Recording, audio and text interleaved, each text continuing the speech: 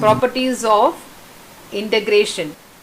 The first property is integral a to b f of x dx is equal to a to b f of u du. Suppose there is a curve a, this is a, the upper limit is b, and this curve y is f of x. Now the property 1 says a to b f of x dx, where a is less than b. A will be some 3 or 4, b will be 8 or something like that. So a is less than b. The limit is from a to b. The function is f of x. When you integrate, you get this area. The area under this curve. This area you are going to get. Now if you change the variable x as some other variable u, it doesn't matter. It's independent because this is the area. The area you will get whether you integrate using a different variable. A to b f of x dx is also equal to a to b f of u du. So when you change the variable, it will not affect the integration value. That is the first property. A to b f of x, the definite integral is independent of the change of variable. So these are the 5 properties. The first property is, as I told you, you can integrate a to b. First property is a to b f of x dx is also equal to a to b f of u du. So a to b f of x dx will give you the area under this curve. If you change the variable x to u and dx as du, it will not affect the area. So definite integral is independent of the change of variable. So the variable, if you change, it will not affect it. That is the first property. Now the second property is a to b f of x dx is also equal to minus b to, that is when you minus b to a f of x dx. So that is if you change the limits. See here the limit is a to b. The lower limit is a, upper limit is b. Here the lower limit is b. Here change the lower and upper limit. When you change the limits, then the value of the integral will change its sign. So if this is 10, if this integral value is 10, this will be minus 10. If this is minus 10, this will be plus 10. Same, whether it's a to b or b to a, the area is not going to change. The magnitude of the area is not going to change. Only the sign will change. So that is the second property. The third is a to b f of x dx is also equal to a to c f of x dx plus c to b f of x dx. So in between you have a point c. This is a, and in between you have a point c. Okay, this is a, this is c, and this is b. We want to find this area. All full area we have to find. So when you have interval like this a, c, in between you have c, then the area you can find like a to c first, then you have to find c to b. Okay, a to c, then c to b. Okay, the area a to b, we want the area a to b. You can find a to c first, then you can find c to b, then integrate and add, you get the area from a to b. So that is the third property. You can split and then add the areas. Fourth property is whenever there is a constant alpha or beta, the constant can be taken out of the integral. Alpha times f of x, you can take alpha out, alpha integration of f of x dx plus beta. So this constant we can take it out. That is the fourth property. Fifth property is substitution method. That is, we can integrate by substituting for this variable x. So if the integral is x into e power x square dx, x square as some u, so put x as then some other function, then you integrate a to b f of x dx. So wherever you have x, it will become this function g of u. Okay, and then differentiate that g of u du, then du. So this is actually the substitution method. This is the property 5. So when some integrations you can do by substitution method. Property 6 is a to b f of x dx is a to b f of this x can be replaced by a plus b minus x. Add the limits. a plus b, then minus x. So this will be useful when you have complementary ratios. Sometimes sin x, cos x, when you have to integrate, you can integrate by adding the limits and then substituting. So this is one property, very important property, property 6. A to b f of x dx is also equal to a to b f of a plus b minus x. Example, I'll give you 0 to pi by 2 sin x dx. 0 to pi by 2 sin, add these two, 0 plus pi by 2 minus x. Both are same. Both will give you the same value. Okay, integrating this or integrating this. This is sin 90 minus x. This is nothing but cos x. Integration of sin x is minus cos x. And the value is minus cos pi by 2 minus cos 0. That is equal to minus cos pi is 0 minus 1. That is equal to 1.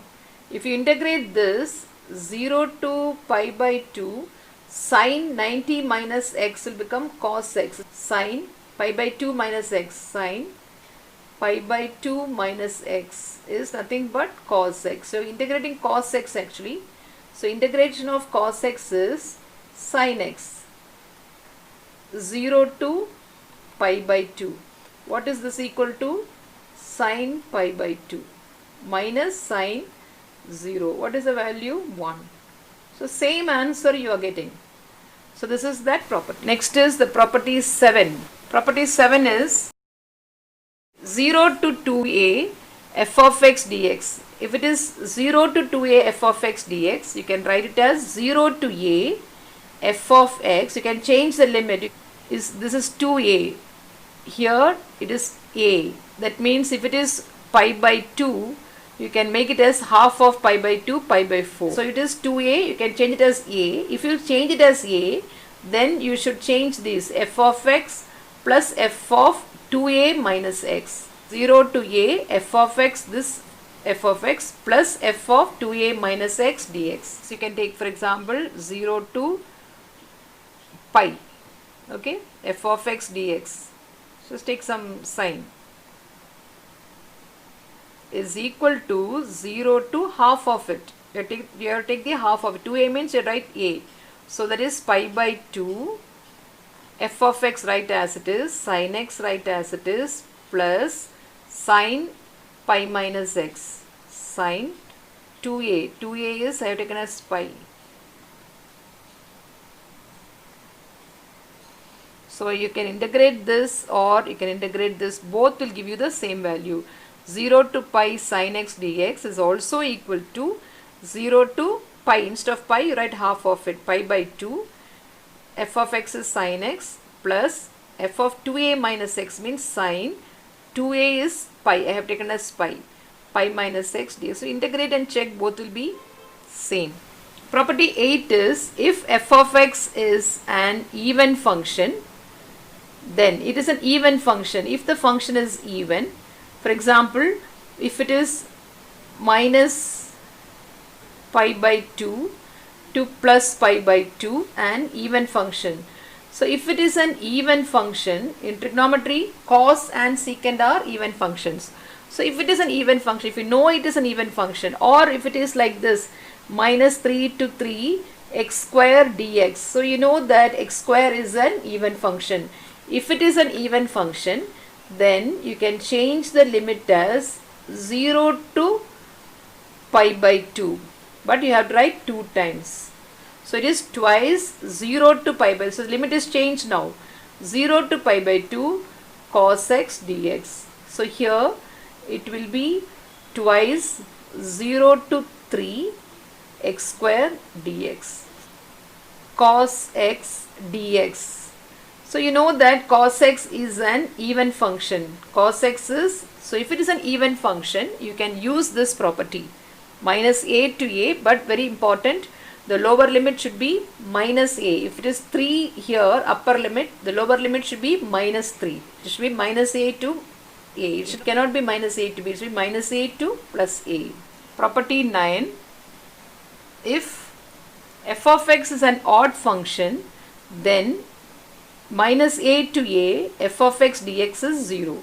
That is minus pi by 2 to pi, any limit, but you should have minus a to plus a in this form. Then suppose you take odd function, sin x is an odd function. So when you know the function is odd, you need not integrate, just you put the value 0. If it is minus 3 to plus 3 x cube, you know that x cube is an odd function and the limit is from minus a to plus a. If it is like that, you can write the answer as 0. So the property says minus a to a f of x dx is 0 if f of x is an odd function. Property 10 is if f of 2 minus x is equal to f of x 0 to 2 pi, okay, and cos x. Now this is, you know that you take f of x as cos x. Take f of x as cos x. What is f of 2 pi minus x? What is x?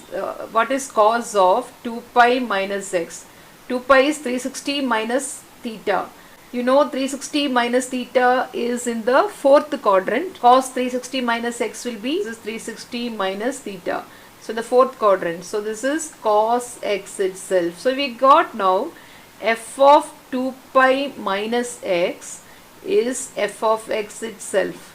In that case, this f of 2a minus x is equal to f of x.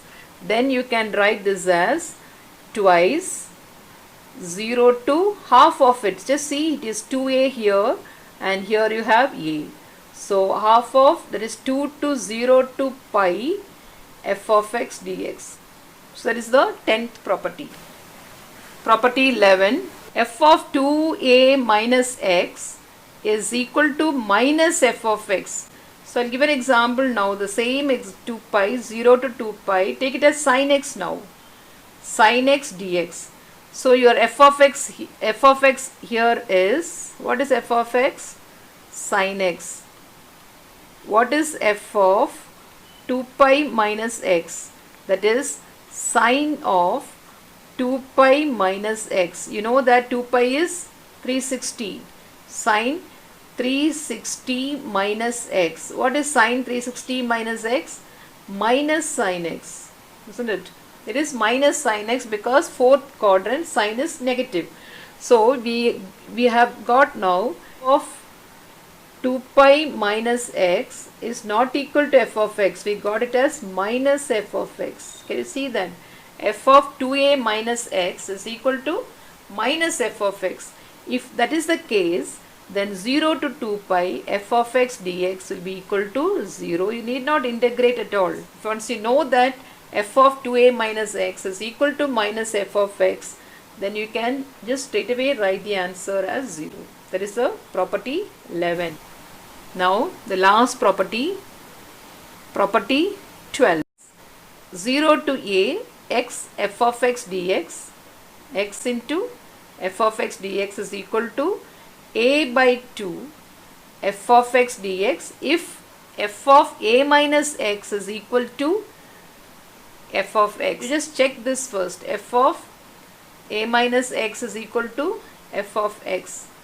Okay, for example, take x into sin x dx. Take the limit as 0 to pi. So what happens here?